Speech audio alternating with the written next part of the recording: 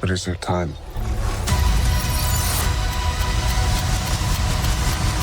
Wait. Go. Hello, everyone, and welcome to another Into the Void Real Review. This time we're reviewing the Francis Ford Coppola film Megalopolis. A heads up that spoilers are par for the course in this review. I don't want to ruin your discovery of this movie, so be warned. And now for my short and succinct take on this interesting, or not so interesting, picture. Now, as we all know, this is the director of such iconic films as the Godfather series and Apocalypse Now, so there are a lot of high hopes riding on this film, which was completely financed by the man himself to the tune of $120 million. The movie does look impressive, especially on the big IMAX screen, which is what I saw it on. And it is a movie that has a lot to say amid all the interesting visuals it throws up at you. It has an interesting premise, putting the viewer smack dab in a future Romanesque city where people watch chariot races and people fight in gladiatorial battles for entertainment. The rich have gotten richer, and social media is just as prevalent as it ever was. It's great stuff on paper, and at first I was quite intrigued with where this movie was going. The acting cast is impressive, with the likes of Adam Driver, Giancarlo Esposito, Dustin Hoffman, Aubrey Plaza, Lawrence Fishburne, Shia LaBeouf, and Natalie Emmanuel. It's a stacked cast for sure, but if we have learned anything from this year is that doesn't translate into a good film.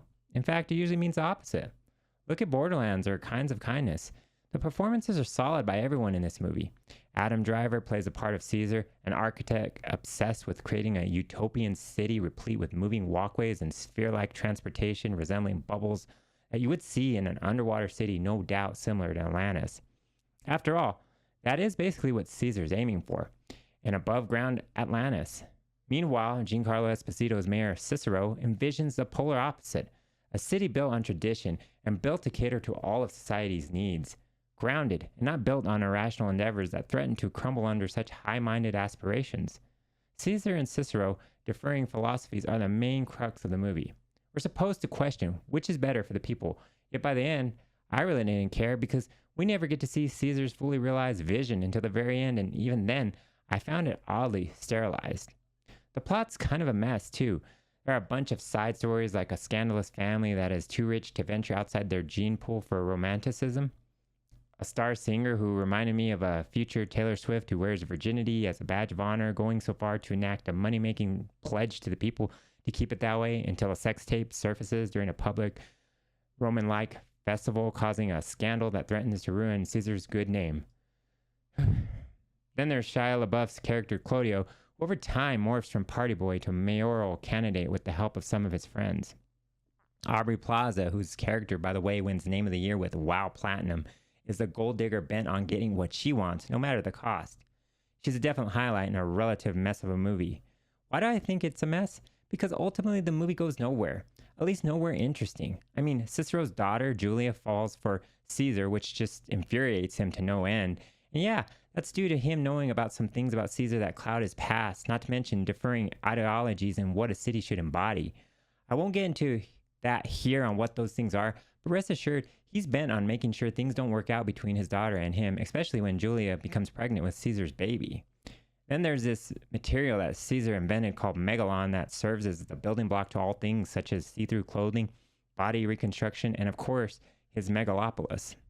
Caesar's meant to be this interesting fellow, a modern-day genius, so to speak, but we really don't get to delve into his psyche too deeply. And what psyche we do delve in, it's a vague mess of weirdness that is difficult to parse out.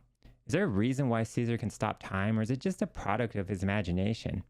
Around the scene where Caesar goes on a drug bender is where things start to go sideways for the movie. It loses focus and becomes disjointed, and at times what was funny in the beginning just becomes a little silly later on. I will say I was surprised with the funny moments in the beginning, but it really doesn't sustain that, and the tone is really all over the place. I really don't know what the movie tries to convey at the end. Lawrence Fishburne narrates throughout the film with epitaphs and sayings that are interspersed throughout the film. He also stars in the film as Caesar's manservant and kind of serves as a human instrument of fourth wall breaking because as he narrates, he does it within the confines of the movie as well outside of it. Megalopolis has a lot to say, but none of it really builds into anything significant. Pardon the pun. A lot of it speaks of how civilization tends to rise and fall, and even the greatest of empires are bound to crumble in the end. If I can say anything of this movie, is that it mirrors that sentiment because in the end, it just kind of crumbles under its own weight of unrealized ideas. Its visuals can only do so much. They are good, but not great. I would call the visuals strange more than anything else. It's almost Tim Burton-esque in a way, but without the even tone that style conveys. You will get starkness overwritten with neon glowing lights, and it's kind of disconcerting.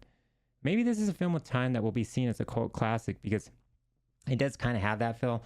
Like we don't understand it now, but give it time and we will. Either way, I can't recommend this film. It gets a 5 out of 10 from me. It's surprising that this is coming from the mind of Francis Ford Coppola, the man that built the Godfather trilogy, but there it is. Guys, I'm eager to find out what you think of the film. Is there something that I'm missing? Feel free to enlighten me.